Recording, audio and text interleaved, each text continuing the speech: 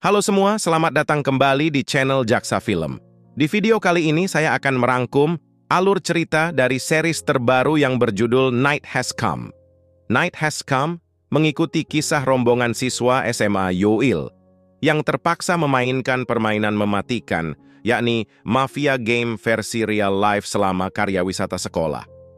Drama ini menggambarkan perang psikologis yang intens antara para siswa SMA saat berusaha mencari pembunuh misterius yang meneror mereka dan menghindari kematian yang mengerikan.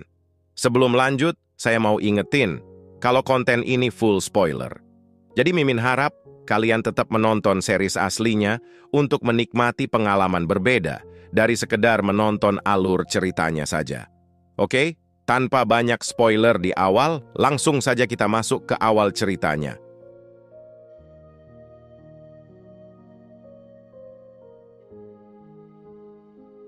Film diawali di sebuah ruangan gelap.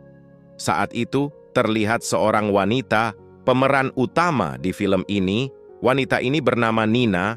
Saat ia terbangun, Nina melihat sebuah telepon berdering di kasur sebelahnya. Nina kemudian melihat handphone itu yang bertuliskan kalimat, "Malam telah tiba." Lalu kemudian terlihat sebuah darah yang mulai menetes di atas handphone tersebut. Nina kemudian mengecek asal darah tersebut yang ternyata berasal dari kasur di atasnya. Lalu setelah ia melihatnya, Nina pun terkejut karena itu adalah sebuah darah dari mayat perempuan.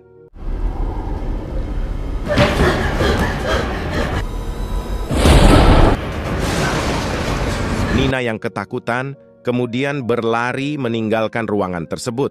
Nina kemudian berlari dan menuju ke ruangan yang di dalamnya terdapat sebuah kolam renang. Lalu Nina pun melihat wanita di sisi lain yang melompat masuk ke kolam renang tersebut. Dan kemudian perlahan-lahan wanita itu muncul ke permukaan seakan-akan menghantui Nina. Nina yang merasa ketakutan pun kemudian berlari lagi meninggalkan ruangan itu. Lalu sesampainya di tengah pelariannya, Nina terhenti ketika melihat segerombolan siswa lain yang berdiri layaknya sosok zombie.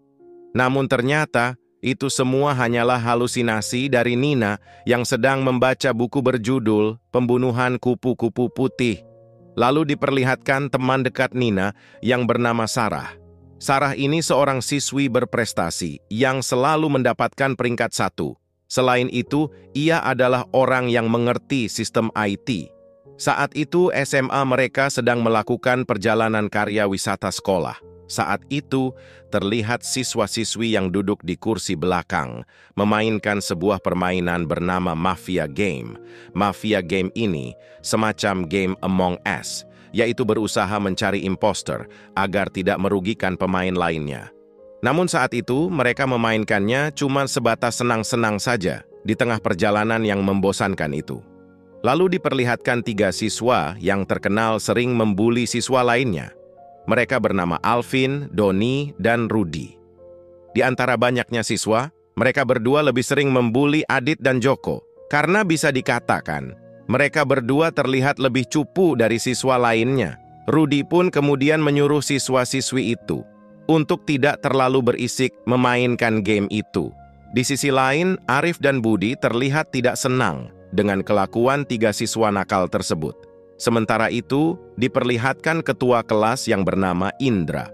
Indra adalah ketua kelas dengan rasa keadilan dan tanggung jawab yang kuat.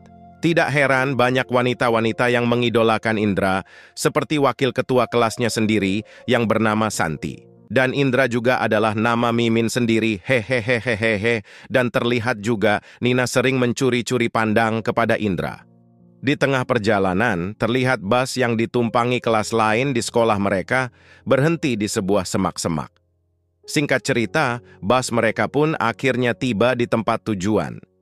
Saat itu Pak Guru Bima mendapatkan telepon dari guru lain yang terdengar sangat panik. Namun saat itu, tidak terdengar jelas perkataannya, karena dalam gangguan jaringan. Para siswa-siswi lain pun merasa ada yang tidak beres, karena bus-bus lainnya belum tiba juga. Namun mereka tidak terlalu memperdulikannya karena mengira bus-bus itu mungkin terlambat. Siswa-siswi pun kemudian membawa tasnya masing-masing. Di sini seorang wanita yang bernama Susi merasa baper saat Arif membantu membawakan barangnya. Nina yang kemudian turun merasa kalau tempat yang didatangi itu tidak asing baginya. Ia pun tidak sengaja melihat sosok perempuan di jendela gedung tersebut. Indra kemudian memanggil Nina untuk masuk ke gedung itu. Santi yang melihat hal itu merasa kesal dan cemburu kepada Nina. Lalu kemudian semua murid pun masuk dan melakukan scan sebagai absensi. Namun di sini, entah kenapa Nina tidak melakukan hal itu, Mimin nggak tahu, lupa, atau emang disengaja. Nina pun kemudian melihat Pak Bima yang merasa was-was karena jaringan di gedung itu tiba-tiba menghilang. Padahal ia masih ingin berbicara dan mengetahui apa yang terjadi pada guru itu sebelumnya. Lalu kemudian, di dalam gedung tersebut semua siswa terlihat melakukan kegiatannya masing-masing. Seorang siswa bernama Arlan mempunyai hobi untuk merekam momen-momen di dalam gedung tersebut. Saat itu, Arlan sempat merekam murid lain yang sedang melakukan tarian. Ia pun terfokus pada salah satu siswi cantik dalam grup tari itu, yang bernama Rika. Lalu kemudian, Sarah melihat peta panduan untuk gedung itu di handphonenya. Di sisi lain, Nina tidak mengetahui hal tersebut, karena sebelumnya dia tak melakukan scan absensi. Sementara itu, Pak Bima kemudian menemui Indra. Pak Bima meminta Indra untuk mengambil alih dan mengontrol teman-temannya. Karena saat itu Pak Bima berniat menjemput murid-murid kelas lain. Ia juga meminta Santi untuk membantu Indra melakukan tugas itu. Tidak lama setelah Pak Bima pergi, tiba-tiba lampu di gedung itu pun padam. Hal tersebut membuat para murid terdengar panik. Lalu tiba-tiba, seorang murid usil yang bernama Anto menakut-nakuti mereka semua dengan sebuah leluconnya. Anto mulai menakut-nakuti mereka semua dan menceritakan sebuah kisah seram. Di sisi lain, memperlihatkan Adit dan Joko berpapasan dengan Alvin, Doni, dan juga Rudi. Joko kemudian menagih utang yang pernah dipinjam Rudi kepadanya. Namun Rudi meminta waktu lagi dan mengancam Joko ingin memukulnya. Alvin yang mengetahui dua teman-temannya meminjam uang kepada Joko dan Adit berpura-pura baik dan seolah-olah ingin membayarnya. Alvin pun mengajak mereka berdua untuk bermain basket terlebih dahulu. Scene kemudian berpindah, di mana memperlihatkan Nina dan Sarah berada di kamarnya. Nina adalah seorang kutu buku. Selain itu, ia mempunyai riwayat asma dan harus menggunakan alat bantu pernapasan di saat-saat tertentu. Sementara itu, Sarah sendiri sangat suka belajar. Bahkan di saat wisata pun, ia tetap menyempatkan waktu buat belajar. Namun saat itu, laptopnya tidak bisa dipakai karena tidak adanya jaringan internet. Lalu kemudian diperlihatkan HP mereka, bahwasanya permainan mafia akan segera dimulai. Para murid kemudian membaca peraturan permainan tersebut. Pertama, identitas peserta akan ditetapkan secara diam-diam. Identitasnya terdiri dari 4 jenis, yang meliputi warga, dokter, polisi, dan mafia. Dokter sendiri bisa mencegah peserta pilihan untuk dieksekusi, pekerjaan peserta terpilih, dan identitas peserta pilihan. Kedua, para peserta punya waktu jam 8 pagi hingga tengah malam untuk mencari mafia melalui voting atau pemungutan suara. Ketiga, pada saat tengah malam, orang dengan voting terbanyak akan langsung dieksekusi. Setelah dieksekusi, barulah identitas peserta itu akan terungkap nantinya. Setelah pemungutan suara tengah malam, semua peserta akan tertidur, kecuali mafia. Keenam, mafia punya waktu sampai pukul 6 pagi untuk mengeksekusi partisipannya. Jika tim warga dan tim mafia mengalahkan tim lain dan menang, maka permainan akan berakhir.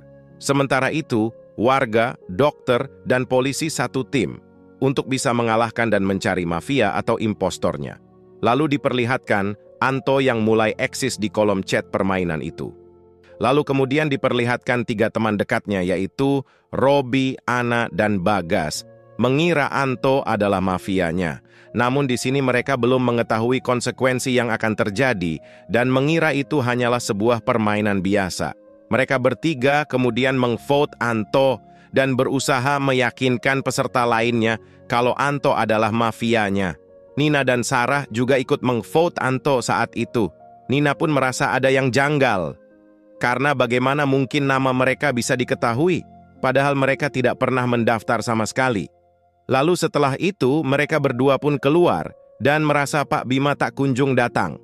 Selain itu, terlihat juga Indra yang menanyakan hal serupa dan mempertanyakan jaringan internet yang mati total. Mereka bertiga kemudian ke kantor untuk menggunakan telepon di sana. Namun sesampainya di kantor, tak ada satu pun telepon yang berfungsi. Tidak lama kemudian, Nina mendapatkan pesan dari Santi yang mengajaknya ke kolam renang untuk sebuah wawancara. Hal itu dibenarkan oleh Indra karena besok akan ada sebuah acara. Mereka bertiga pun kemudian menuju ke kolam renang tersebut. Di tengah perjalanan, Indra melihat Joko yang habis dibuli oleh Alvin sekawan. Indra kemudian menyuruh Nina dan Sarah duluan ke kolam renang. Sementara itu, ia dan Joko akan menemui Alvin dan kawan-kawannya. Lalu diperlihatkan Alvin dan kawan-kawannya menyiksa Adit dengan menjadikannya sasaran permainan bola basket mereka. Tidak lama kemudian Indra pun datang dan menegur Alvin karena leluconnya tersebut sudah sangat keterlaluan. Indra kemudian mengajak Adit untuk pergi dari tempat itu. Namun Adit menolak karena merasa tertekan dan takut kepada Alvin. Lalu setelah itu Arif dan Budi datang membela Indra. Mereka berdua tidak senang terhadap pembulian yang sering dilakukan Alvin dan kawan-kawannya. Singkat cerita, Alvin dan kawan-kawan pun pergi dari tempat itu dan meninggalkan mereka semua. Di sisi lain, Nina dan Sarah pun sampai. Susi kemudian menyuruh Nina masuk duluan dan Sarah menunggu di luar. Di sisi lain, siswa lainnya mulai merekam hal tersebut. Nina pun kemudian masuk dan sempat melihat sosok wanita di sisi kolam itu. Lalu tiba-tiba, Santi dan yang lainnya memberikan kejutan ulang tahun kepada Nina saat itu. Santi kemudian mendorong Nina ke dalam kolam renang tersebut. Sarah pun menegur Santi karena aksinya itu keterlaluan. Nina kemudian berusaha berenang menuju ke tepi kolam renang itu. Namun tiba-tiba, sosok tak kasat mata pun menarik kaki Nina hingga tenggelam.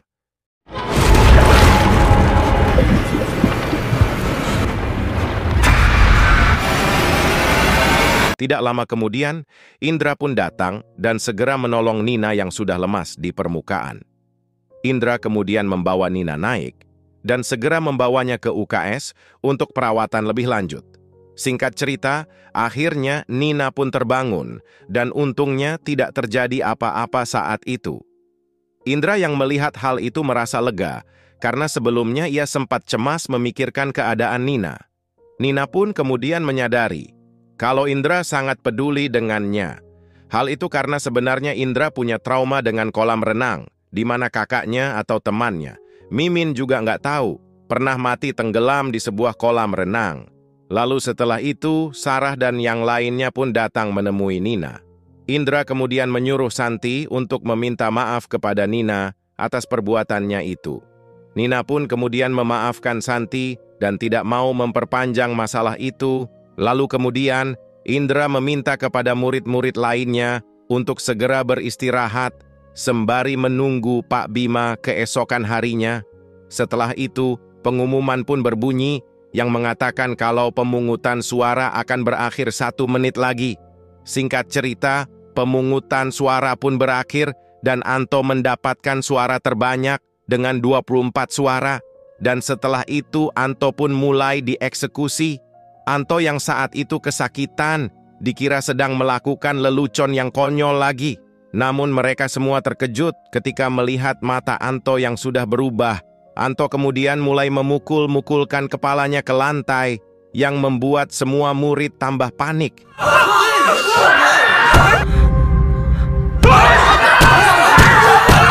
Tidak berhenti sampai di situ, Anto kemudian berdiri dan menghantamkan dirinya ke sebuah kaca.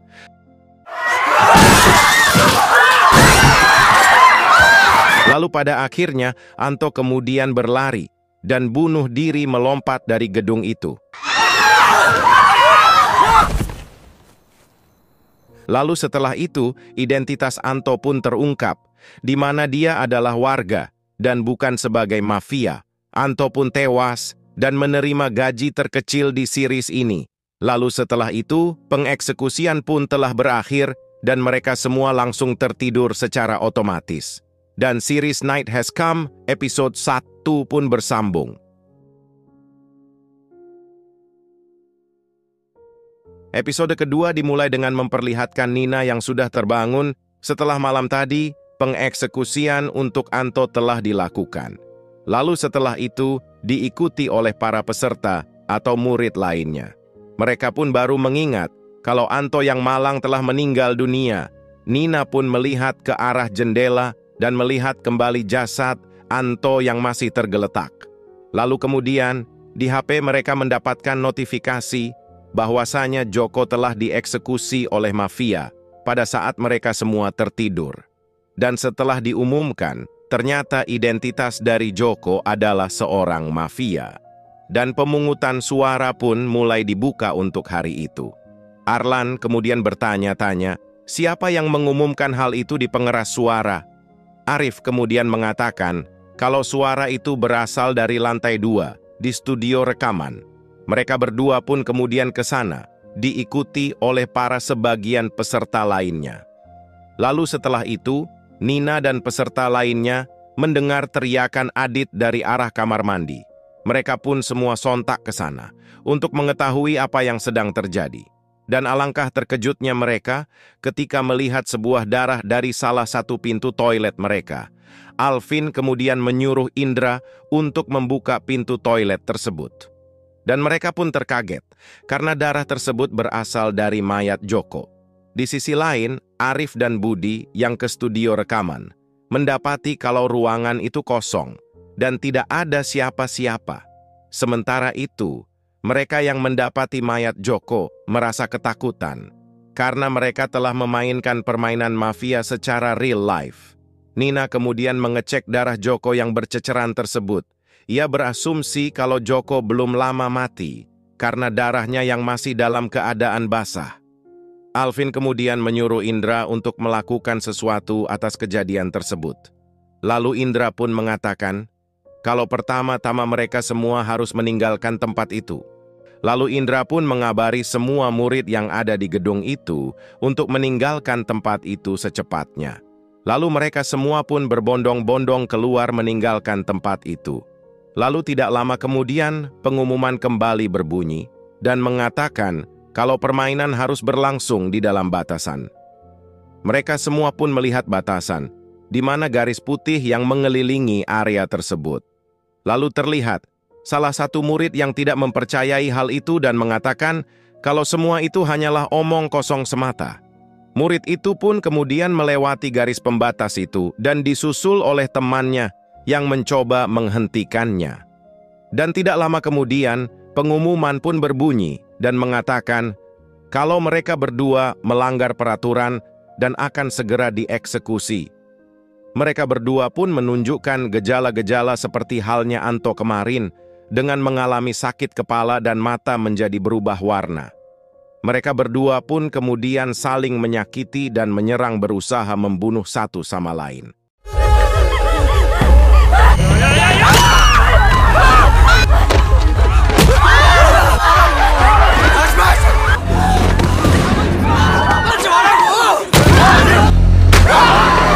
Singkat cerita, mereka berdua pun akhirnya tewas, lalu diperdengarkan. Mereka berdua ternyata teridentifikasi sebagai warga dan bukan mafia. Lalu setelah itu, mereka semua pun kembali masuk ke dalam gedung itu dan merasa panik setelah mengetahui kalau mereka semua terkurung di dalam sana. Salah satu murid bernama Dini meminta saran kepada Indra tentang apa yang akan mereka lakukan selanjutnya. Robi pun menyuruh Dini untuk tetap tenang dan tidak membuat suasana menjadi tegang. Pacar dari Dini yang bernama Andi kemudian bertanya kepada Santi, kapan Pak Bima akan datang? Namun Santi juga tidak mengetahui karena Pak Bima tidak bisa dihubungi akibat jaringan telepon yang terputus. Mereka semua pun bingung karena mereka tidak tahu apa yang mereka harus lakukan selanjutnya. Lalu tiba-tiba Nina pun pergi untuk menuju ke lantai atas dan kemudian disusul oleh Sarah. Sementara itu, terlihat Alvin melihat kunci di setiap ruangan yang ada di gedung tersebut.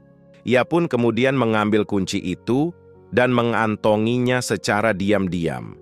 Di sisi lain, memperlihatkan Nina dan Sarah yang ke atap gedung itu untuk mencari sinyal di HP mereka.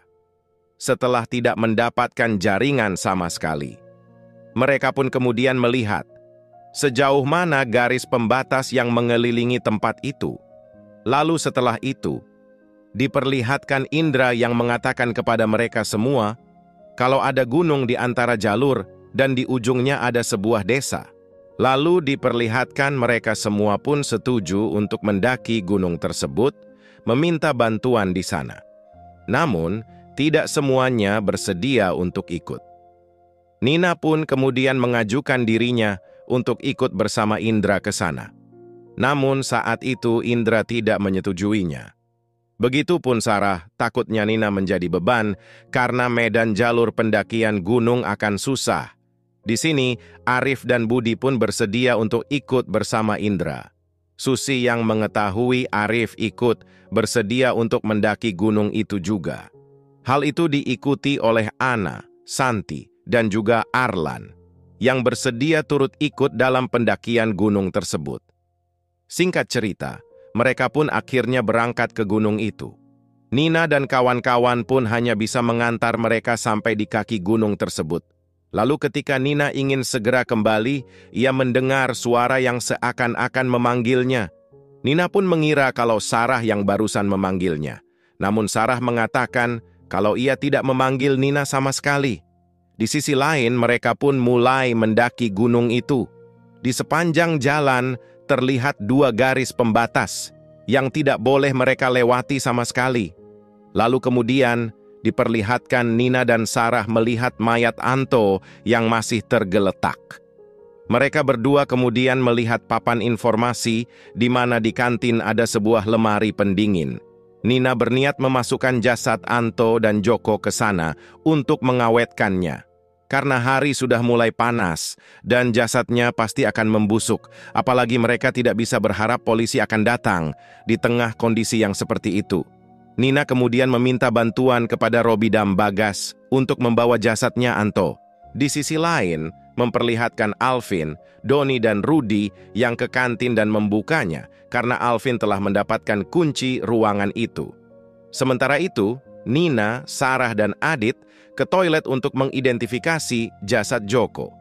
Nina pun mulai memotret jasad dari Joko sebagai bukti untuk menangkap pelaku nantinya saat permainan mafia itu telah selesai. Nina juga kemudian menemukan HP Joko yang tergeletak di lantai tidak jauh dari jasad Joko. Ia juga membuka toilet lain dan menemukan sebuah apar di sana. Nina pun berasumsi kalau Joko dibunuh dengan dipukuli menggunakan apar tersebut. Nina pun melihat jasad Joko di mana cuma dahinya saja yang terluka. Tangan dan lengannya terlihat baik-baik saja. Hal itu berarti Joko dibunuh namun tanpa adanya perlawanan. Namun pertanyaannya adalah, kenapa mafia itu membunuh Joko padahal dia sendiri adalah seorang mafia? Lalu diperlihatkan murid-murid yang mendaki gunung itu hampir tiba di puncaknya. Di saat mereka mendaki salah satu medan, Susi kemudian terjatuh dan hampir melewati garis pembatas itu. Arif yang melihat itu kemudian membantu Susi. Arif pun mengatakan kepada yang lainnya, kalau kaki Susi terkilir dan tak bisa melanjutkan perjalanan. Mereka pun semua berbeda pendapat, karena ada yang menyarankan untuk kembali saja. Namun Santi menolak, karena perjalanan tinggal sebentar lagi, mereka akan tiba di puncaknya. Santi pun menyuruh Arif untuk menggendong Susi saja. Dengan begitu, mereka bisa melanjutkan perjalanan bersama-sama. Di sisi lain, Nina, Sarah, dan juga Adit membawa mayat Joko ke dalam ruangan pendingin. Lalu mereka mengatur suhu ruangan itu ke -1 derajat untuk tetap menjaga mayat Joko dan Anto tidak membusuk. Adit pun merasakan keanehan ponselnya, di mana baterainya tertahan di 56%, padahal ia sama sekali tidak pernah mengecasnya. Nina dan Sarah pun begitu. HP mereka juga tertahan di baterai tersebut, walaupun tidak pernah dicas. Lalu setelah itu, di saat Nina dan Sarah keluar, Nina merasa ada yang memanggilnya lagi. Nina pun kemudian ke arah sumber itu dan berpura-pura ke Sarah kalau ia ingin ke toilet. Nina pun kemudian ke lantai bawah gedung itu dan masuk ke ruangan monitoring gedung tersebut. Ia pun berusaha menghidupkan telepon dan komputer di sana. Namun tetap saja, hal itu sia-sia karena alat elektronik di dalam ruangan itu tidak bisa hidup sama sekali. Namun di saat ia keluar, anehnya komputer tersebut langsung hidup secara otomatis. Di sisi lain, memperlihatkan Sarah yang menjalankan program untuk mengetahui kode yang berjalan di HP milik Joko dan Anto. Namun hal itu sia-sia karena Sarah tidak bisa menghacknya karena keamanan di HP mereka itu sangat kuat. Sarah bahkan tidak bisa mengecek HP-nya karena sudah mati total dan tidak bisa dicas sama sekali. Nina kemudian berasumsi kalau HP mereka tidak bisa berfungsi karena pemiliknya juga sudah meninggal dunia. Di sisi lain, murid yang mendaki gunung itu pun tiba di puncak dan garis pembatas juga berhenti di sana. Arlan kemudian merekam dan melihat ada orang di sebuah pesisir laut di situ. Ia pun kemudian memberitahukan yang lainnya mengenai hal itu. Mereka pun mulai berteriak dan meminta tolong kepada orang itu. Sementara itu, Santi dan Budi menyusuri jalan yang belum terlewati oleh garis pembatas itu. Lalu kemudian, Arlan pun mulai melihat keanehan dari rekaman yang barusan ia rekam. Ia melihat dua orang dalam rekaman itu posturnya sama dan tidak bergerak sama sekali. Selain itu, burung camar yang masuk dalam rekaman itu terlihat membeku di udara. Di sisi lain, Budi yang mengikuti jalan itu kemudian terpleset. Ia pun menggapai Santi, namun saat itu Santi mendorongnya dan akhirnya Budi pun keluar jalur. Ana pun juga melihat kejadian itu. Lalu kemudian pengumuman pun berbunyi dan Budi secara tidak sengaja melanggar peraturan tersebut dan akan segera dieksekusi. Budi pun berubah dan menyakiti dirinya sendiri. Ia pun mencolek dan kemudian mengambil kedua bola matanya. Budi pun kemudian tergelincir dan tertusuk sebuah ranting pohon hingga akhirnya ia pun tewas. Mereka yang menyaksikan itu hanya bisa pasrah dan tidak bisa berbuat apa-apa. Dan series Night Has Come episode 2 pun selesai. Episode 3 diawali dengan memperlihatkan para peserta yang berada di gedung. Saat itu, mereka mendapatkan notifikasi dan pengumuman bahwasanya Budi telah dieksekusi. Dan setelah diidentifikasi, ternyata Budi adalah identitas warga. Lalu kemudian, diperlihatkan peserta atau murid yang mendaki gunung tiba di gedung tersebut. Mereka semua pun bertanya-tanya, di mana Budi dan apa yang telah terjadi kepadanya. Santi pun mengatakan kalau Budi telah tewas saat mencoba memeriksa garis pembatas di gunung itu. Saat itu ia tergelincir dan melewati pembatas yang ditetapkan. Alvin pun menanyakan, apakah mereka sudah meminta tolong oleh warga di pedesaan di sana. Indra pun menjawab kalau mereka tidak bisa sampai ke desa karena garis yang tidak sampai di sana. Dan hal itu berarti mereka semua harus terkurung di sana sampai permainan benar-benar berhenti. Scene kemudian berpindah, di mana memperlihatkan Nina dan juga Sarah. Di sini Nina menyalahkan dirinya karena gara-gara dia, Budi tewas. Nina lah yang membuat ide untuk mendaki gunung meminta tolong kepada penduduk desa di sana. Sarah pun mencoba menenangkan Nina kalau ia tidak perlu menyalahkan dirinya sepenuhnya. Mereka pergi karena kemauan dan mengajukan dirinya sendiri. Nina juga tidak tahu kalau tidak ada jalan keluar di gunung itu. Sarah pun mengajak Nina untuk mencari jalan keluar lain, yakni harus benar-benar memainkan permainan ini dan menemukan mafia agar permainan bisa berakhir. Lalu kemudian diperlihatkan Indra yang termenung dan bingung harus memvote siapa saat itu. Lalu tiba-tiba telepon di ruangan itu pun berdering. Indra sontak langsung mengangkatnya, namun tidak ada suara. Hal itu juga diikuti dengan telepon lain yang mulai berdering satu persatu. Di sisi lain, Nina dan Sarah berpapasan dengan Adit. Nina pun menanyakan kemana Adit mau pergi. Adit kemudian menjawab kalau ia sedang dipanggil oleh Alvin dan kawan-kawan. Nina sempat menyarankan Adit untuk tidak menemui mereka atau ia akan dibuli lagi. Namun Adit menolak karena ia merasa tertekan dan takut kepada Alvin dan kawan-kawannya. Lalu kemudian Nina dan Sarah mendengar suara telepon berdering dari arah ruangan kantor. Ia pun masuk ke sana dan melihat Indra sedang marah-marah memukul telepon itu. Saat Nina ingin mengangkat telepon itu, Indra tiba-tiba melarangnya. Indra mengatakan kalau semua itu sia-sia karena telepon itu berdering palsu. Semua kabel di telepon itu tidak pernah terhubung sama sekali. Sementara itu, Sarah yang mengecek semua dokumen-dokumen di sana ternyata juga kosong. Di sisi lain, Adit pun akhirnya menemui Alvin, Rudy, dan Doni di kantin gedung tersebut. Adit pun dijamu makanan kesukaannya di sini. Alvin kemudian menanyakan permainan apa yang saat ini mereka mainkan dan apa yang mereka harus lakukan agar bisa memenangkan permainan itu kepada Adit.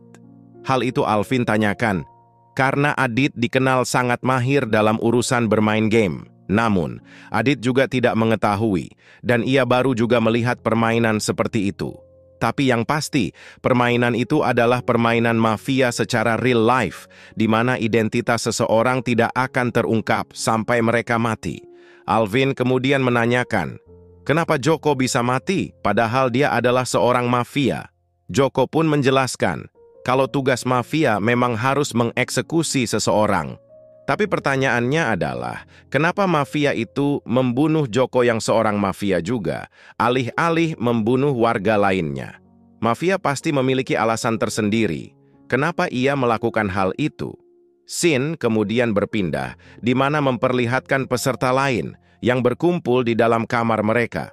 Mereka semua pun tegang, karena penutupan pemungutan suara akan tertutup, dan mereka nggak tahu harus memilih siapa. Mereka pun takut kalau di antara mereka akan ada yang mati malam itu. Santi kemudian menyuruh Arlan untuk memanggil Indra. Apakah mereka semua harus memilih atau tidak malam itu? Di sisi lain, Susi dan Arif berada di ruang UKS. Arif saat itu membalut kaki Susi, yang memar akibat terkilir saat mendaki gunung sebelumnya. Susi pun menyalahkan dirinya atas kematian Budi. Seandainya saja ia waktu itu tidak berpura-pura kuat, maka mereka semua akan memutuskan tidak melanjutkan perjalanan. Dan hal itu pasti membuat Budi tidak tewas. Arif pun berusaha menasehati Susi dengan mengatakan kalau itu bukan salahnya. Mereka semua bertanggung jawab saat itu. Mereka melihat kematian Budi, namun mereka tidak bisa melakukan apa-apa. Melihat kebijaksanaan dan pemikiran Arif yang begitu dewasa membuat Susi semakin jatuh cinta kepadanya. Sementara itu memperlihatkan Nina, Sarah, dan juga Indra. Nina pun bertanya-tanya, siapa pencipta permainan ini? Dan alasan ia membuat permainan mematikan seperti itu. Pencipta permainan itu pasti peserta di dalam permainan itu juga. Dan pertanyaannya siapa yang begitu tega memasukkan mereka ke dalam permainan itu dan tega membunuh teman-temannya sendiri. Lalu diperlihatkan peserta yang ada di kamar itu.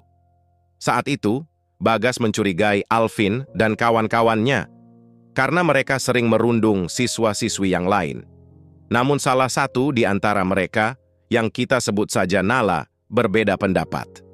Ia mengatakan bahwa insting dari seorang mafia adalah membunuh warga lainnya, dan mereka bisa belajar dari pemungutan suara kemarin.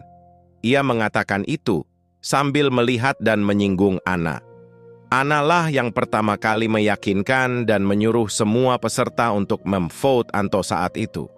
Ana pun membela dirinya kalau ia benar-benar bukan mafia. Ia menyuruh mereka karena ia tidak tahu permainannya seperti itu. Di sini, Ana pun berdebat dengan Santi. Santi menuduh Ana mafia karena Ana kemarin menuduh Anto adalah mafia yang sebenarnya adalah warga. Lalu kemudian Ana mempunyai alasan dan menuduh Santi juga mungkin mafianya. Ia melihat bahwa ia sengaja mendorong Budi agar tergelincir dan melewati garis pembatas di gunung itu. Peserta yang lain pun sontak bertanya-tanya tentang kebenaran itu. Namun di sini, Santi membantah. Ia mengatakan kalau ia tidak bermaksud mendorong Budi. Santi sendiri hampir mati saat mencegah Budi tergelincir waktu itu. Mereka berdua pun saling menuduh dan akhirnya dilerai oleh Robi. Scene kemudian berpindah di mana Alvin yang seolah-olah baik kepada Adit lantas mengambil HP-nya. Alvin ingin melihat apakah Adit memihak kepadanya atau justru ia dendam dan memvote Alvin di HP-nya. Namun untungnya, permainan itu merahasiakan hal itu semua, di mana kita tidak bisa mengetahui peserta mana yang kita vote. Tidak berhenti sampai di situ, Alvin mencoba memvote Adit di HP milik Adit sendiri. Namun permainan itu mengetahuinya dan gagal untuk memilih diri sendiri. Di sisi lain, Arlan pun menemui Indra dan memberitahunya kalau peserta lain akan melakukan pemungutan suara.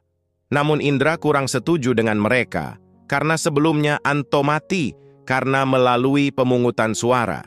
Dan Indra tidak mau kalau harus ada yang menjadi korban lagi. Nina kemudian mengatakan kalau mereka tidak boleh melakukan pemungutan suara itu. Indra pun akan membujuk mereka semua untuk tidak melakukan hal tersebut. Sementara itu, Nina bertanya-tanya tentang keberadaan Adit yang tak kunjung pulang di saat menemui Alvin dan kawan-kawan. Singkat cerita, Indra dan peserta lainnya pun ke kantin dan menemukan Adit sedang disiksa oleh Alvin, Doni, dan Rudi. Indra pun kemudian akan membawa Adit, namun Alvin menghentikannya dan mendorong Indra. Di sini, Arif pun membela Indra. Lalu kemudian, terjadi aksi baku hantam antara Arif melawan Alvin dan kawan-kawan.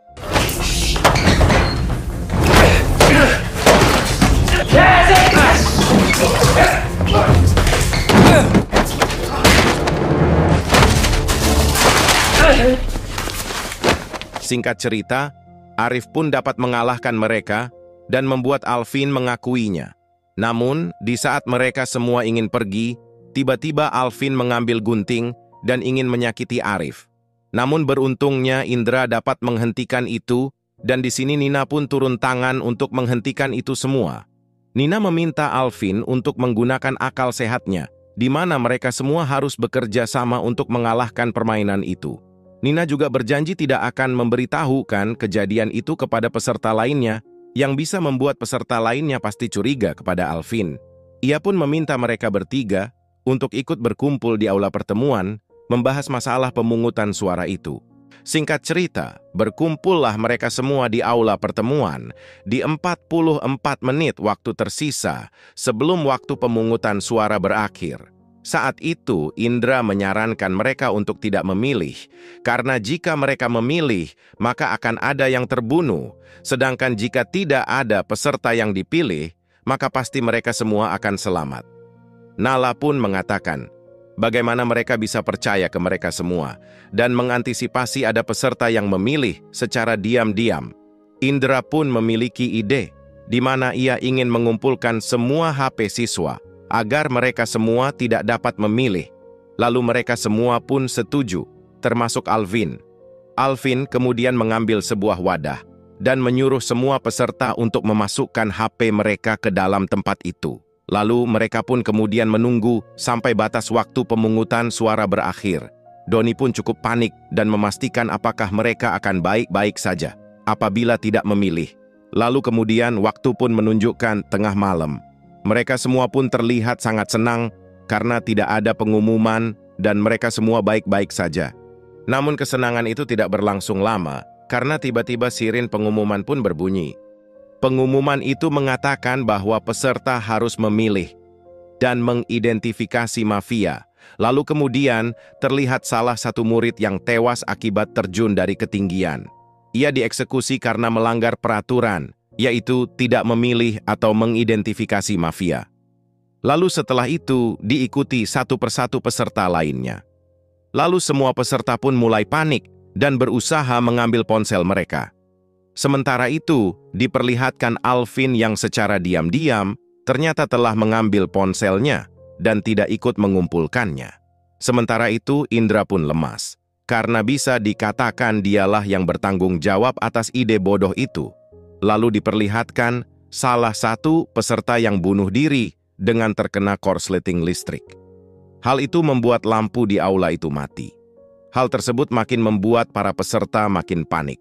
Mereka pun harus berpacu dengan waktu sebelum ditetapkan sebagai melanggar peraturan dan akan dieksekusi.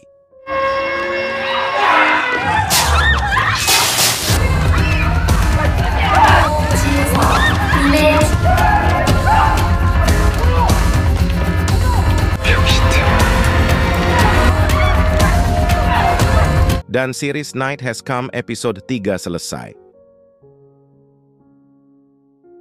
Film diawali dengan memperlihatkan lanjutan episode sebelumnya, di mana saat itu, para peserta yang panik setelah mengetahui mereka terancam tereksekusi karena tidak memilih dan mengidentifikasi mafia. Sementara itu, satu persatu peserta lainnya mulai kehilangan kendali dan mulai membunuh dirinya sendiri. Lalu diperlihatkan Susi yang akhirnya menemukan ponselnya. Sementara itu, Arif yang masih mencari, rupanya ponselnya ditemukan oleh Alvin. Alvin yang punya dendam kepada Arif, lantas membuang ponselnya menjauh dan akhirnya menghilang. Lalu diperlihatkan Santi yang menemukan ponselnya juga dan berpikir untuk memilih Ana. Dan benar saja, Santi pun tanpa berpikir panjang langsung memilih Ana yang dicurigai sebagai seorang mafia. Lalu semua peserta pun harus terpaksa memilih Ana karena mereka semua harus berpacu dengan waktu sebelum mereka ditetapkan melanggar peraturan dan akan dieksekusi.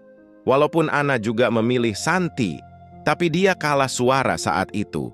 Lalu diperlihatkan Sarah yang menemukan ponselnya dan juga milik Nina. Di sini Nina pun tidak tega untuk memilih temannya sendiri. Ia ingin menyebarkan suaranya agar hati nuraninya tetap bersih. Nina pun mengajak Indra untuk bertukar vote. Sementara itu, Sarah dan juga Adit melakukan hal serupa, mengikuti saran dari Nina. Di sisi lain, Susi membantu Arif yang masih sibuk mencari ponselnya yang dibuang si Alvin Puki. Namun, seberapa besar pun usahanya, pada akhirnya ia pun akhirnya ditetapkan melanggar peraturan dan ia pun akan dieksekusi. Arif kemudian naik ke lantai 2 dan menggantung dirinya sendiri hingga ia pun harus meninggal dunia.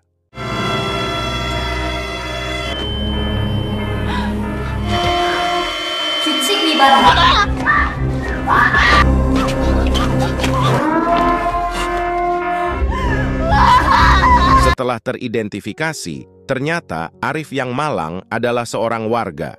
Susi pun hanya bisa menangis, lantaran ia harus ditinggal oleh orang yang dicintai. Lalu setelah itu, tiba-tiba lampu di dalam aula itu pun akhirnya hidup kembali. Lalu terlihat Indra yang terduduk lesu di saat semua kejadian itu telah selesai. Ia merasa sangat bersalah karena gara-gara idenya, semua teman-temannya harus berakhir dengan tragis. Lalu kemudian, sirin pengumuman pun berbunyi, di mana Ana memperoleh suara terbanyak dengan 10 suara. Hal itu berarti ia akan segera dieksekusi. Dan setelah diumumkan, ternyata Ana teridentifikasi sebagai warga dan bukan mafia. Ana pun hanya bisa bersedih dan pasrah akan semua itu semua. Ia menyesalkan teman-temannya yang tidak bisa percaya sedikit pun kepadanya. Lalu Ana pun pergi dari tempat itu sambil menangis sedih.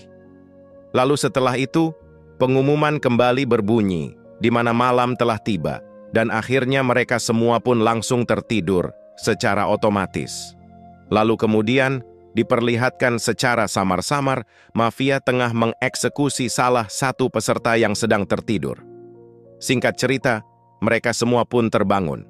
Di sini, Nina pun merasakan seperti barusan dicekik dan harus memakai alat bantu pernapasan.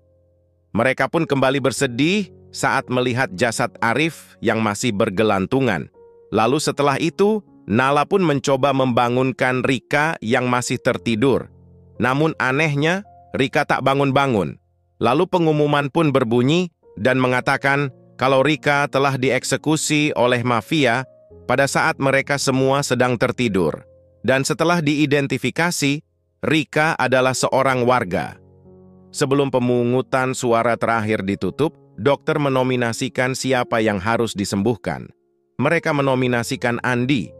Pagi telah tiba, dan waktu pemungutan suara pun dibuka, di mana peserta harus bisa mengidentifikasi mafia. Saat itu terlihat Rika yang tewas akibat dicekik oleh kain yang ada di lehernya.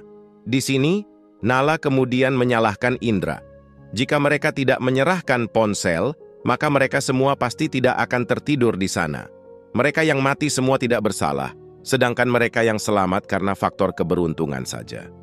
Sementara itu, si Alvin Puki juga memojok-mojokkan Indra. Padahal bisa dibilang, Alvinlah yang menyetujui usulan dari Indra, yang membuat mereka semua juga pada setuju. Indra yang mendengar itu semua hanya bisa pasrah dan meminta maaf sebesar-besarnya kepada mereka semua. Pada akhirnya, Indra pun meninggalkan mereka semua di tempat itu. Indra yang keluar, kemudian melihat Ana yang sudah dalam keadaan tidak bernyawa.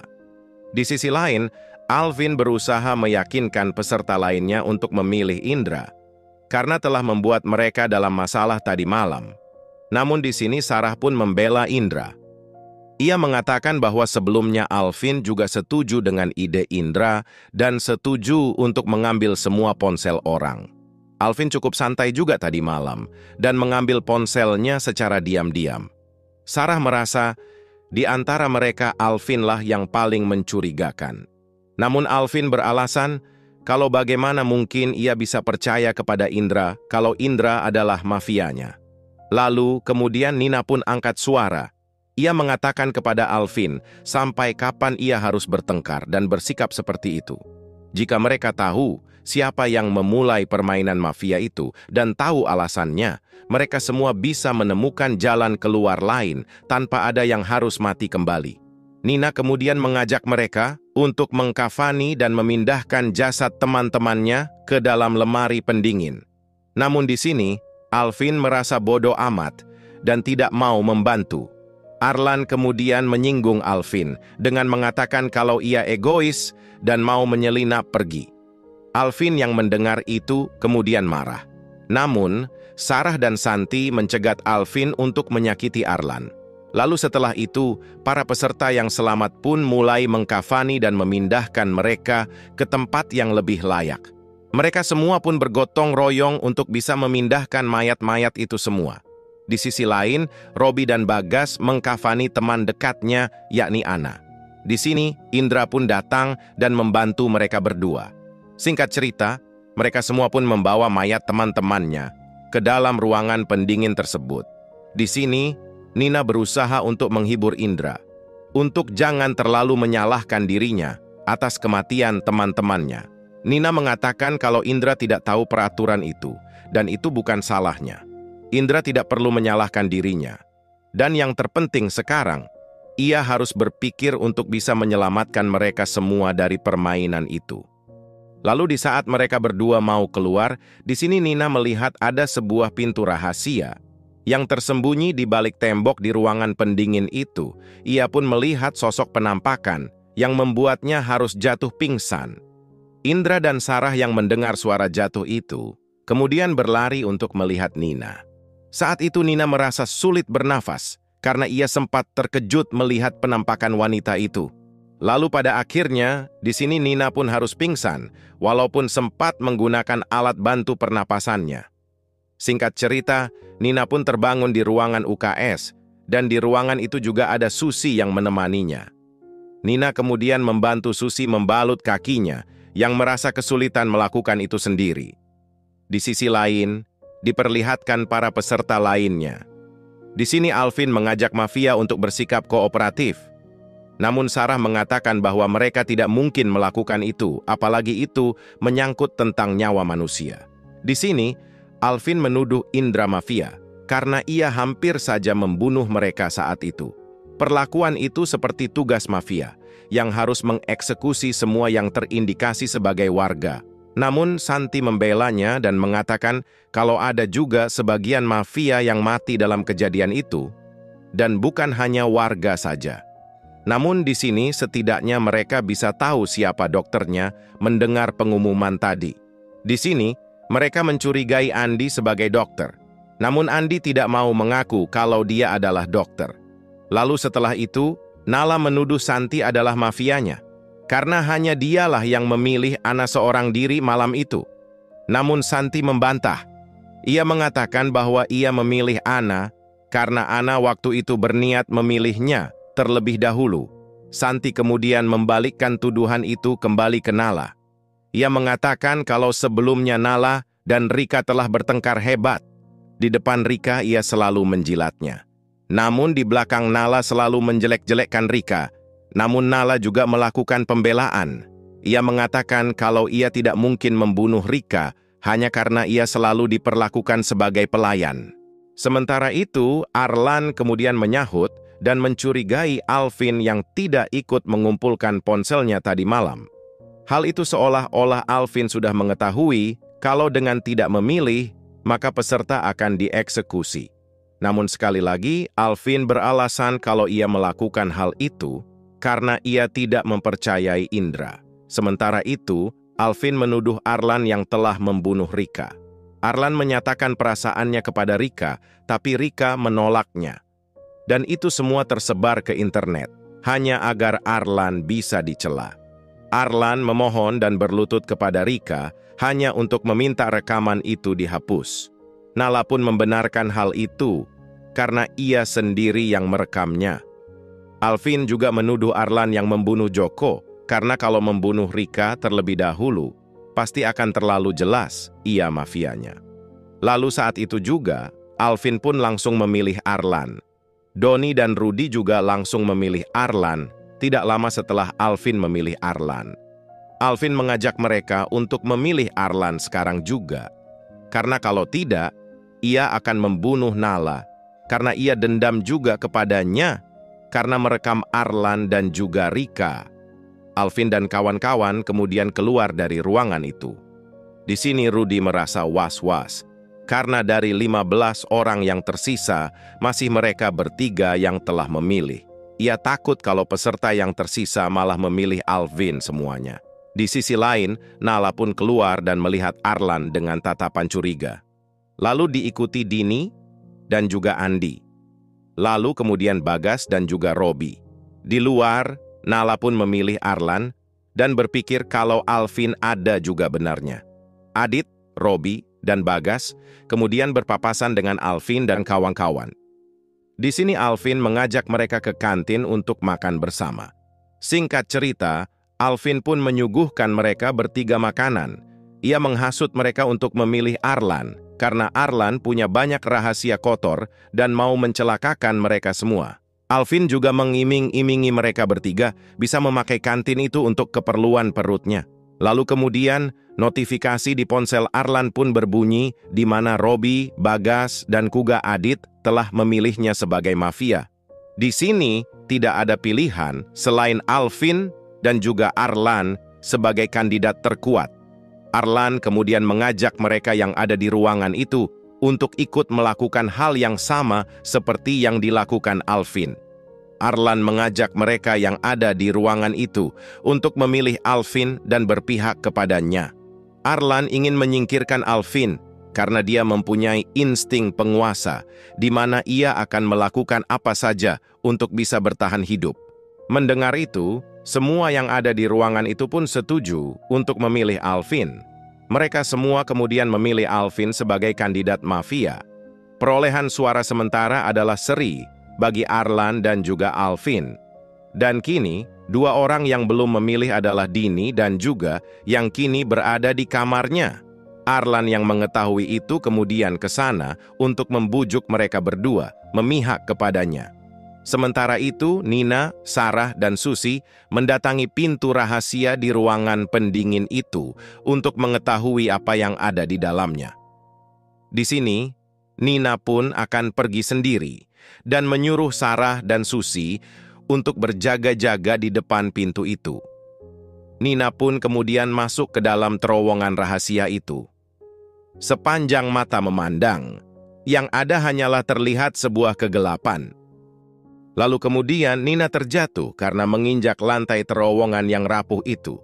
Ketika ia terbangun, ia malah berada di tempat yang sebelumnya ia pernah datangi juga, yaitu ruangan monitoring gedung tersebut.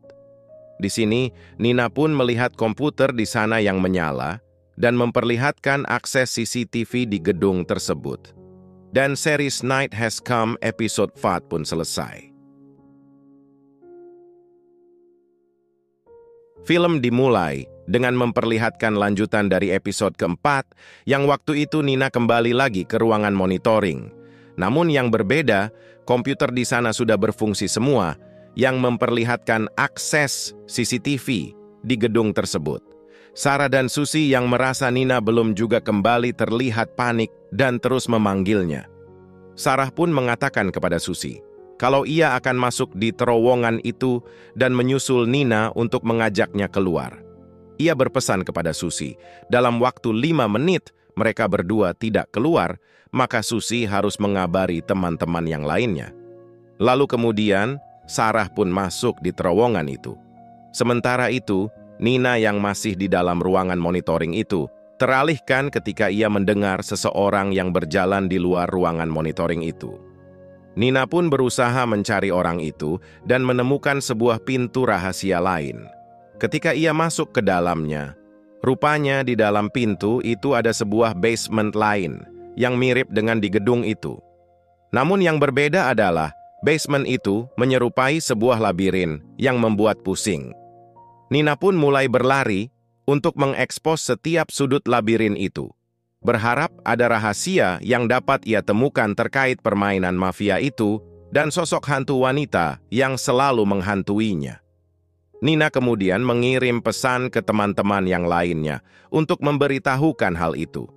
Namun anehnya, pesannya tidak terkirim seakan-akan tidak ingin teman-temannya yang lain untuk mengetahuinya. Scene kemudian berpindah di mana memperlihatkan para peserta yang berada di kantin itu. Adit kemudian mengatakan ke mereka semua kalau perolehan suara sementara seri dan tinggal 2 orang yang belum memilih, yaitu Dini dan juga Andi. Alvin pun kemudian mengatakan kalau ia akan mencari cara untuk menunjukkan kalau Arlan itu adalah seorang mafia. Alvin pun kemudian mengajak Doni dan Rudy untuk keluar dari ruangan tersebut. Lalu diperlihatkan Indra, Santi, dan Arlan yang mencoba membujuk Dini dan Andi untuk berpihak kepada mereka dan memilih Alvin. Namun di sini, Dini meminta waktu lebih ke mereka semua untuk bisa berpikir dengan jernih dan memilih di antara keduanya tanpa adanya paksaan. Dini mengajak Andi untuk memilih secara luber dan jurdil, tanpa adanya paksaan atau serangan fajar. Arlan yang mendengar itu pun kesal, karena merasa Dini pasti mencurigainya sebagai seorang mafia. Ia pun keluar dari ruangan itu dan kemudian disusul oleh Indra. Indra kemudian menghentikan Arlan untuk bisa membuatnya berpikir tenang. Indra berjanji kepada Arlan kalau ia akan meyakinkan dan membujuk peserta lainnya untuk bisa berpihak kepadanya. Ia pun kemudian menyuruh Arlan untuk stay di kamarnya dan menyerahkan itu semua kepada Indra. Sementara itu, diperlihatkan Nina yang mulai tersesat di dalam basement labirin tersebut. Nina kemudian mendengar suara telepon berdering dari arah salah satu pintu kamar di sana. Ia kemudian masuk ke kamar itu untuk menjawab telepon berdering tersebut. Namun, sama seperti sebelumnya, telepon itu sebuah panggilan palsu yang tidak terhubung dengan siapapun. Lalu kemudian, Nina pun mulai melihat-lihat di dalam kamar itu.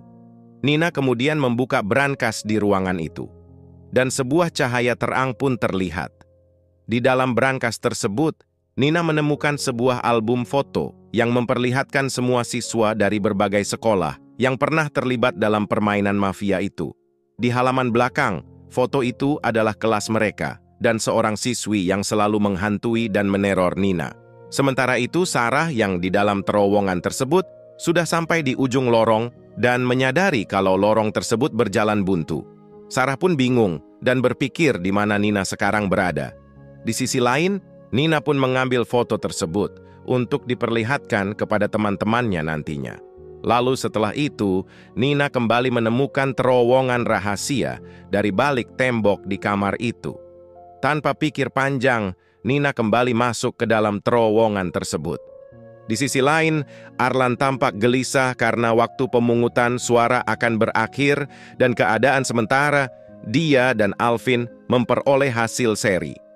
Sementara itu, Alvin, Rudy, dan Doni bertemu dengan Nala. Saat itu, Alvin menanyakan keberadaan Arlan kepada Nala. Alvin mengajak Nala untuk menjebak Arlan dan mengakui dirinya kalau dia adalah seorang mafia. Sementara itu, Santi dan Indra ke kamar Arlan untuk menemuinya. Namun ketika mereka berdua masuk, mereka tidak mendapati Arlan di dalam kamar itu. Mereka pun mencari Arlan ke semua kamar yang ada di gedung itu. Namun, mereka berdua tetap tidak bisa menemukan di mana Arlan berada. Di sisi lain, rupanya Arlan diajak Nala ke sebuah kamar. Nala beralasan kalau Alvin mengajaknya berbicara empat mata sebelum pemungutan suara tersebut berakhir. Namun ternyata di dalam kamar itu Alvin punya rencana lain. Mereka kemudian memukul Arlan hingga pingsan. Singkat cerita, mereka bertiga pun menyiksa Alvin untuk membuatnya mengakui kalau ia benar-benar seorang mafia. Mereka menyiksanya sampai Alvin pun pingsan.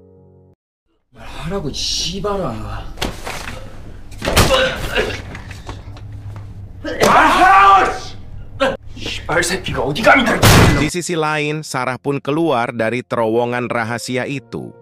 Ia mengatakan kepada Susi kalau ujung terowongan itu adalah jalan buntu dan ia tidak menemukan Nina di dalamnya. Namun tidak lama kemudian, ternyata Nina akhirnya keluar dari terowongan rahasia tersebut. Singkat cerita, Nina pun menceritakan apa yang ia telah lihat kepada Sarah dan juga Susi. Namun di sini Sarah kurang percaya, karena jalan di dalam terowongan itu hanyalah terdapat jalan buntu saja. Nina kemudian memperlihatkan foto yang ia temukan di salah satu kamar kepada mereka. Di foto itu, semua wajah para siswa di-blur, kecuali satu orang siswa yang sering menghantui dan meneror Nina. Lalu kemudian Indra datang dan menanyakan keberadaan Arlan. Namun mereka bertiga juga tidak tahu, karena mereka barusan dari ruangan pendingin. Sementara itu Alvin terus saja menyiksa Arlan, yang ternyata cuma berpura-pura pingsan saja. Alvin menyiksa Arlan bak layaknya seperti seorang psikopat. Siksaan itu pada akhirnya membuat Arlan tidak tahan. Ia pun kemudian mengaku kalau ia adalah seorang mafia. Arlan juga mengakui kalau dia yang telah membunuh Rika. Arlan membunuh Rika karena dendam akibat sering dipermalukan di depan teman-temannya. Mendengar itu semua, Alvin pun merasa sangat puas karena Arlan telah mengakuinya. Sementara itu, Nina, Indra, dan Santi yang mengetahui rekaman suara Arlan dari studio itu kemudian datang untuk menyelamatkannya. Indra pun kemudian berusaha mendobrak pintu studio rekaman itu. Indra kemudian memakai kapak dan pada akhirnya berhasil membuka pintu studio itu. Mereka pun menolong Arlan yang sudah tidak berdaya. Dan singkat cerita, Dini dan Andi pun memilih Arlan sebagai mafia setelah mendengar pengakuannya itu. Dan faktanya adalah Arlan ini adalah memang seorang mafia. Arlan mengaku menyesal karena seharusnya ia membunuh Alvin terlebih dahulu. Lalu kemudian Arlan pun akan dieksekusi. Namun di sini Arlan pun berusaha untuk membunuh Alvin. Ia kemudian merebut kapak di tangan Indra dan mulai menyerang Alvin. Namun beruntungnya di sini, waktu pemilihan sudah berakhir dan Arlan pun akhirnya dieksekusi. Ia kemudian menggunakan kapak yang ia genggam untuk membunuh dirinya sendiri. Dan setelah diumumkan, ternyata Arlan adalah memang seorang mafia. Kilas balik pun menunjukkan Arlan saat itu mencekik leher Rika saat mereka semua tertidur secara otomatis. Lalu setelah itu, mereka semua pun dengan cepat mencari tempat aman sebelum mereka semua tertidur secara otomatis. Dan series Night Has Come episode 5 pun selesai. Film dimulai di waktu pagi hari di mana Nina, Indra, dan juga Sarah sudah terbangun. Nina pun seakan tidak percaya tentang kejadian yang terjadi semalam. Ia tidak menyangka kalau Arlan adalah seorang mafia. Lalu setelah itu, pengumuman pun kembali berbunyi, di mana Dini telah dieksekusi oleh seorang mafia pada saat mereka semua tertidur. Dan setelah diidentifikasi, ternyata Dini yang malam adalah seorang identitas warga. Lalu setelah itu, para peserta pun keluar dari kamarnya masing-masing dan melihat di kamarnya Andi yang memeluk dan menangisi kematian pacarnya, alias Dini. Terlihat di pintu kamarnya itu, seorang mafia telah membobolnya dengan menghantamnya dengan menggunakan kapak. Lalu kemudian para peserta pun berkumpul atas arahan dari Alvin. Di sini Alvin membanggakan dirinya karena ia telah menebak dengan benar kalau Arlan adalah memang seorang mafia.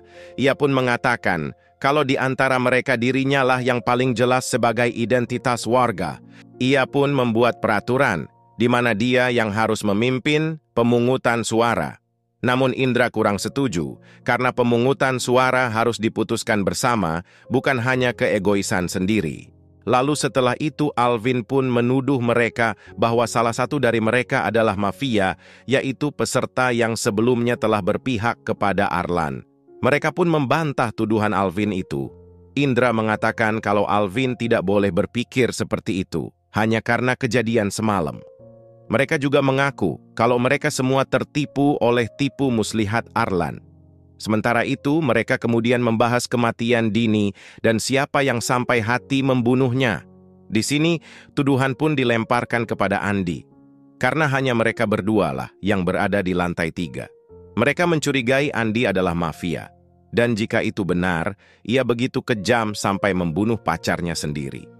Apalagi Bagas mengatakan kalau Dini sering memarahi Andi dan mungkin saja itu memang benar.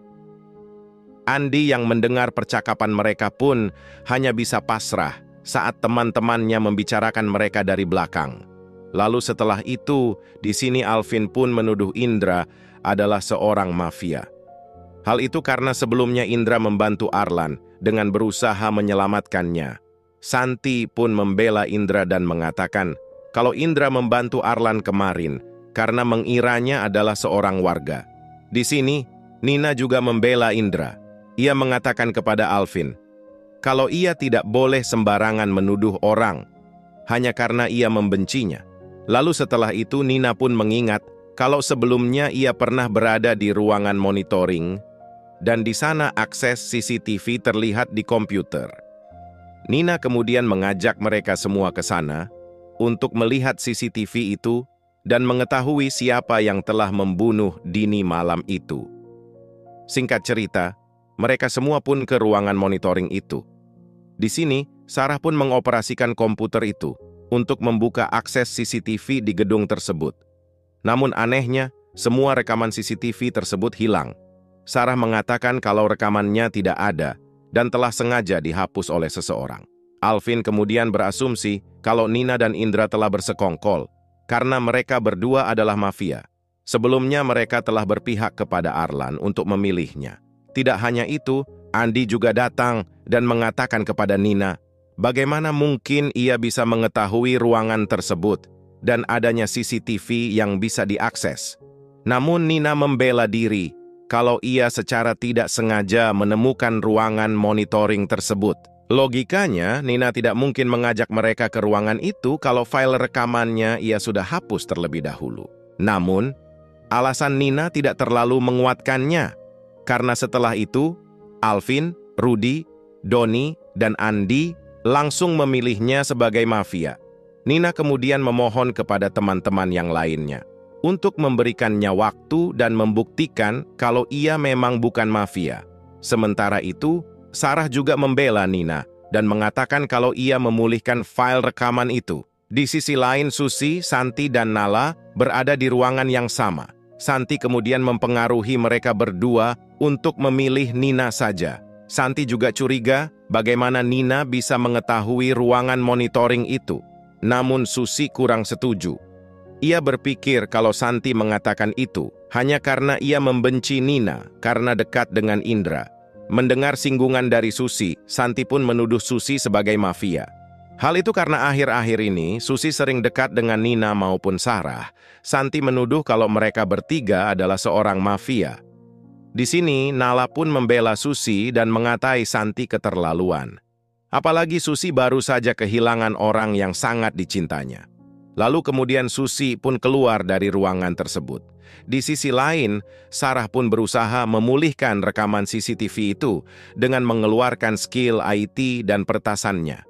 Namun di sini, Sarah hanya bisa memulihkan sebagian saja karena waktu yang terbatas. Sarah ingin memulihkan rekaman di lorong 3, yaitu kamar dari Dini dan juga Andi. Dengan begitu, pembunuh dari Dini bisa langsung diketahui. Sarah juga menyuruh Adit untuk mengambil laptopnya agar mempercepat proses peretasan itu. Sementara itu, Nina pun mengingat kejadian di basement itu. Ia kemudian mengajak Indra untuk ke sana. Singkat cerita, Indra dan Nina pun masuk ke terowongan itu. Indra tidak mau membiarkan Nina pergi sendiri untuk menghindari hal-hal yang tidak diinginkan terjadi. Di dalam terowongan itu, Nina pun mengetes Indra dengan mengatakan apa yang akan ia lakukan kalau Nina adalah seorang mafia. Indra pun menjawab kalau itu tidak penting, dan kalaupun Nina memang mafia, Indra berjanji tidak akan pernah memilihnya. Lalu setelah itu, sama seperti Sarah sebelumnya, mereka berdua pun mendapati jalan buntu. Nina juga heran karena lantainya begitu keras dan tidak rapuh sedikit pun. Singkat cerita, mereka pun memutuskan untuk keluar. Di sini mereka berdua berada di atap dan berbincang-bincang. Nina kemudian bercerita bahwa sejak ia sampai di gedung itu, ia sering kali menemukan keanehan. Ia sering bermimpi buruk, yaitu memimpikan dirinya telah mati. Nina juga mengatakan kalau ia takut kalau sewaktu-waktu dirinya mati di dalam permainan tersebut. Ia tidak pernah membayangkan kalau ia berada di permainan mematikan itu. Di sini, Indra pun menenangkan Nina dengan mengatakan kalau ia tidak akan membiarkannya mati. Ia berjanji kepada Nina kalau mereka berdua akan selamat dan bisa pulang bersama-sama. Lalu, setelah itu, Nina kemudian mengingat kalau sebelumnya ia melihat sebuah lampu biru. Ia kemudian ke kamarnya dan mengambil lampu itu untuk menerangkannya ke kamar Dini dan Andi. Lampu biru itu bisa menjadi penerang dan melihat bekas darah di pintu tersebut. Seseorang telah membobolnya dengan kapak. Hal itu berarti saat ia mengayungkan kapak itu, di bajunya ada noda darah, bekas Arlan yang bunuh diri kemarin. Lalu kemudian, di kolom chat permainan itu, Sarah pun memberikan informasi kalau ia telah berhasil memulihkan rekaman di lorong itu. Singkat cerita, mereka semua pun berkumpul untuk melihat siapa dalang pembunuhan Dini. Lalu setelah itu, Sarah pun memutar rekamannya. Namun sialnya, rekaman tersebut tiba-tiba rusak. Tidak hanya itu, rakitan komputer itu pun tiba-tiba mengeluarkan api dan kemudian terbakar. Lalu Indra pun dengan cepat memadamkannya dengan menggunakan apar. Alvin yang memeriksa itu kemudian menuduh itu ulahnya Nina dan berpikir kalau Nina akan membunuhnya dengan membakar mereka semua. Sementara itu, Robi melihat ada satu layar komputer yang tiba-tiba saja beroperasi dengan sendirinya. Di dalam rekaman itu terlihat sosok wanita atau hantu yang selalu meneror dan menakut-nakutin Nina. Nina pun kemudian memperlihatkan foto itu ke mereka, di mana wanita difoto, dan rekaman itulah yang selalu menghantuinya. Selama ini ia berusaha memberitahu mereka semua, namun mereka seakan tidak percaya kepada Nina. Namun Alvin tidak mempercayai Nina dan mengira itu semua omong kosong. Nina pun kemudian menjelaskan ke mereka semua. Nina berniat mencari kebenaran antara hantu dan permainan itu. Dan mungkin saja hal itu bisa membantu mereka menyelesaikan permainan mafia itu tanpa harus ada korban yang jatuh lagi. Lalu kemudian mereka pun ke kolam itu untuk mencari petunjuk tentang penampakan hantu di rekaman CCTV tersebut. Mereka pun mulai mencari, barangkali ada jejak yang bisa mereka ketahui bersama. Namun, Alvin pun mengatakan kalau Nina hanya mengulur waktu untuk membunuh mereka semua. Alvin pun mengajak mereka untuk memilih Nina. Namun Indra membela Nina dan mengajak mereka semua untuk memilih dengan cara yang berbeda. Indra memberikan opsi di mana mereka bisa membagi suaranya agar hasilnya seri. Dengan begitu mereka semua pun dapat memilih tanpa mengorbankan peserta yang lainnya. Indra pun bersedia untuk membagi suaranya bersama dengan Nina. Singkat cerita, mereka pun memilih dengan menyeimbangkan suara antara Nina dan juga Indra. Lalu kemudian, pengumuman pun berbunyi di mana waktu pemungutan suara telah berakhir. Dan di sini mereka pun sejenak senang, karena mereka mengira hal itu telah berhasil. Namun, tiba-tiba pengumuman pun berbunyi lagi. Rupanya, Nina dan Indra memperoleh suara yang sama. Lalu diadakan suara pemungutan kedua untuk memilih Nina atau Indra dalam waktu 5 menit. Dan jika seri lagi, maka semua peserta akan dieksekusi bersama. Lalu situasi pun semakin panik ketika lampu telah mati dan mereka diberikan opsi untuk memilih antara Nina dan juga Indra. Mereka bingung karena keduanya orang yang sama-sama baik dan sama-sama pemeran utamanya di film ini. Santi yang dari awal tidak suka sama Nina langsung memilihnya tanpa pikir panjang. Ia juga merobek foto di tangan Nina dan menyuruh semua peserta untuk memilih Nina. Namun Sarah membela Nina dengan mengatakan kalau ia bukan mafia. Sementara itu, Indra pun mengingat tentang semua teman-temannya yang mati akibat ia yang blunder di kejadian sebelumnya.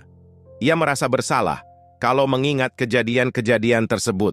Ia juga mengingat perlakuan-perlakuan yang baik dari seorang Nina kepadanya. Lalu kemudian, di sini Indra pun mengaku sebagai seorang mafia. Dia sengaja mengumpulkan HP mereka sebelumnya agar mereka semua mati dengan tidak memilih. Indra juga mengaku kalau dialah yang telah menghapus file rekaman CCTV tersebut. Namun di sini, Nina membantah dan percaya kalau itu semua bukan ulah Indra. Singkat cerita, mereka semua pun memilih Indra dan mereka pun mulai berlari untuk mencari tempat perlindungan untuk tidur. Indra pun memperoleh suara terbanyak dan dia pun akan segera dieksekusi.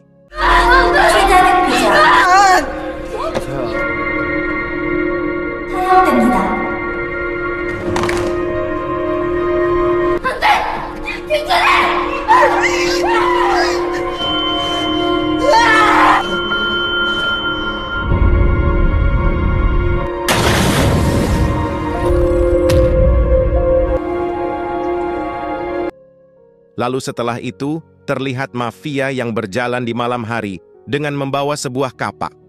Rupanya di sini salah satu mafianya di antara mereka adalah Santi. Kilas balik menunjukkan bahwa dia memang sengaja mendorong Budi waktu itu hingga keluar dari garis pembatas. Dia jugalah yang ternyata menerobos masuk ke kamarnya Dini dan Andi dan mengeksekusi Dini ketika ia sedang tertidur.